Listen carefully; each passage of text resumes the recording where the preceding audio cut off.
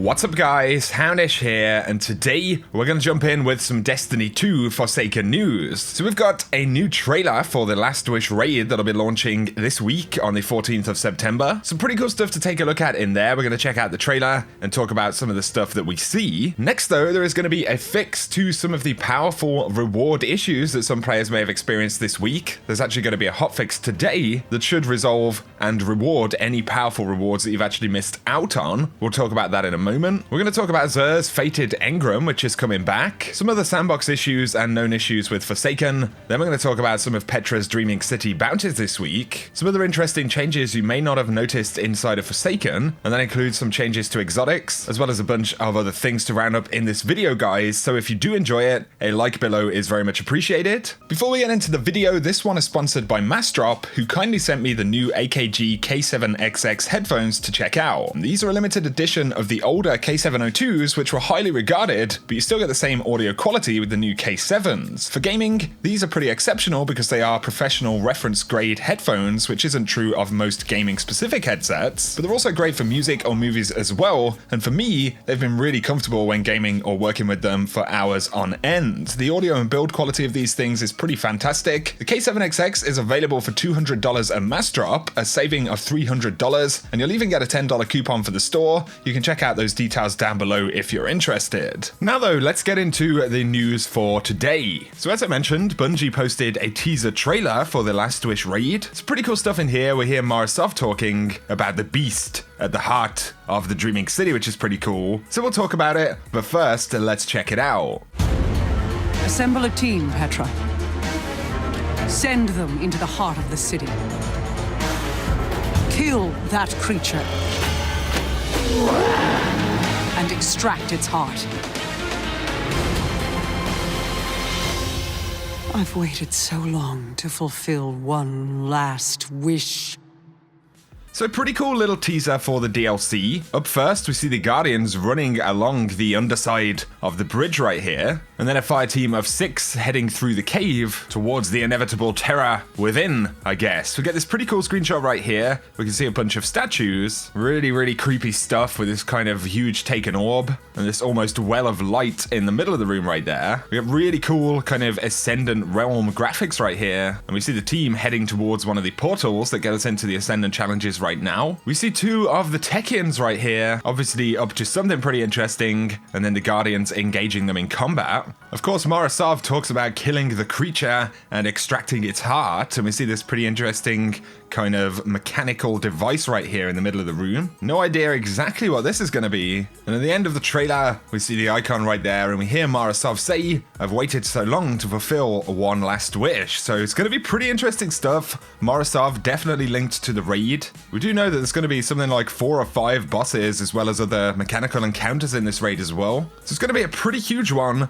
All we know right now as far as power level is that it's listed in the database as a 550 activity. Otherwise, Bungie haven't given us any other official word. So let me know down below, are you guys going to be jumping into the raid this week? I think it's going to be a pretty interesting one. Next though, Bungie plan to fix some of the powerful rewards that folks may have missed out on over the past week. So Bungie Help tweeted, "We've identified a fix for players impacted by erroneous weekly challenge errors that occurred on Saturday, and on Thursday 13th of September, hotfix 2.0.2.1 will be deployed." They say impacted players will be given proper weekly challenges and powerful rewards, and DMG breaks down what's going to happen. So on Tuesday the 4th of September, we had the weekly challenges appear as expected. On Saturday the 8th of September, players had completed their daily heroic story, gambit and crucible challenges earlier in the week, had their challenges reappear in error. Rewards for each challenge had not been reset, only the challenges themselves. As such, these only granted ordinary legendary rewards, but the bug couldn't offer powerful rewards. They say on reset this week, on the 11th of September, those 3 challenges didn't appear again for folks who double dipped on Saturday, and once the issue is addressed on Thursday, these specific changes will appear properly and grant proper rewards only for those who didn't have them. So if you missed out on any of the rewards this week, if the challenges didn't even come up on the map, then you should actually get these after the hotfix that we get today. So that's definitely positive stuff, and it could give some folks a few last powerful drops before the raid launches. A couple of other fixes though. DMG did confirm they discovered an issue last week where the Fated Engram wasn't available at Xur, and they're planning a fix for a future patch. They're going to let us know when to expect more details, but it does add as a note, Xur will not offer Forsaken exotics through his inventory or the Fated Engram until a later date.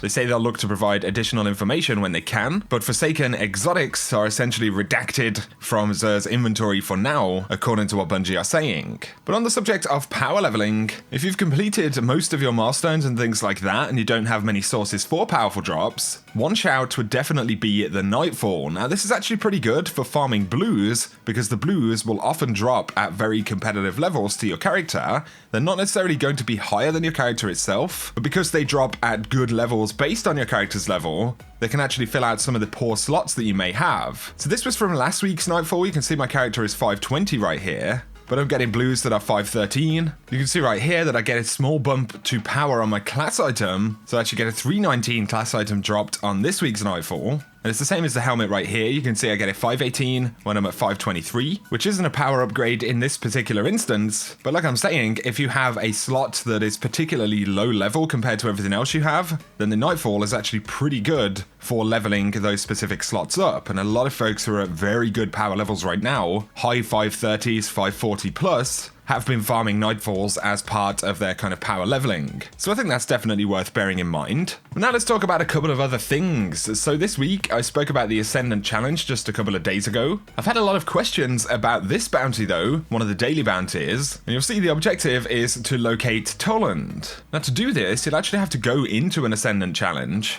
and you're basically looking for one of the white orbs of light, kind of like we had back in the Dreadnought or in the King's Fall raid. And these can be hidden in different locations inside of Ascendant Challenges. But when you go near it, it will actually trigger some dialogue from Toland. And when you trigger that, that's how you can complete this particular bounty. So that may just be a useful shout for some of you guys. You'll also notice in each of these Ascendant Challenges, you can see another one of these immune kind of crystals or shards that we can't kill right now. Obviously going to be a collectible for an exotic quest or something like that in the future. I just thought it was an interesting shout that there appears to be one crystal in each Ascendant Challenge. So that's a pretty interesting one as well. But now let's do some rapid fire bits of information. So just a random one, but the Huckleberry has actually had its exotic catalyst updated. So Swag on Reddit posted this. The Huckleberry catalyst perk has been changed to refills the entire magazine on kills. And previously it had, I believe, Ambitious Assassin. So it was basically overcharging the mag based on rapid kills, but now it refills the entire magazine when you're getting kills. So that actually sounds like a pretty good buff, and it's one that hadn't been mentioned anywhere else. Someone was talking about Pinnacle weapon quests in the Crucible, and Kevin Yarnis confirmed Pinnacle weapon quests will live on past Season 4, and on the subject of Luna's Howl, we have no plans to change the acquisition of this weapon. So it actually sounds like things like Luna's Howl aren't locked to Season 4, they're general Crucible quests that Shaxx now has, so anytime you decide to complete that, from what Kevin is saying right here, you could do this, you know, in February of next year if you wanted to. Kind of like the Crucible quests we had back in the Taken King, they were lifelong updates to the game as opposed to purely seasonal type things. You may have seen the bonus rangefinder on some pretty interesting weapons. I actually spotted it on a grenade launcher the other day, and I was like, this is pretty weird, what on earth does that do? And Greg Peng from Bungie actually confirms that rangefinder now increases projectile speed, so as well as presumably the actual range capability,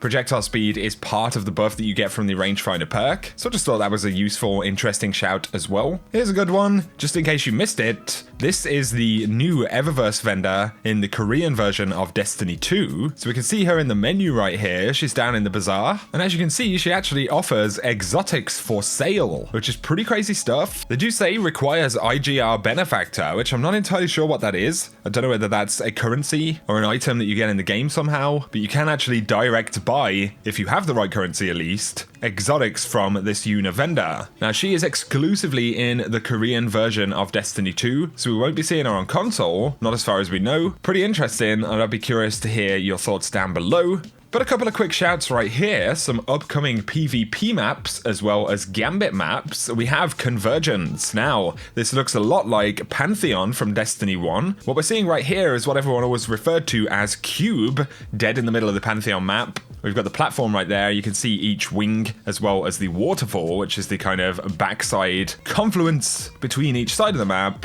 So it looks like that one's going to be coming back at some point during this season. We also have Equinox, which takes place in the unknown space. And this looks like a PvP map.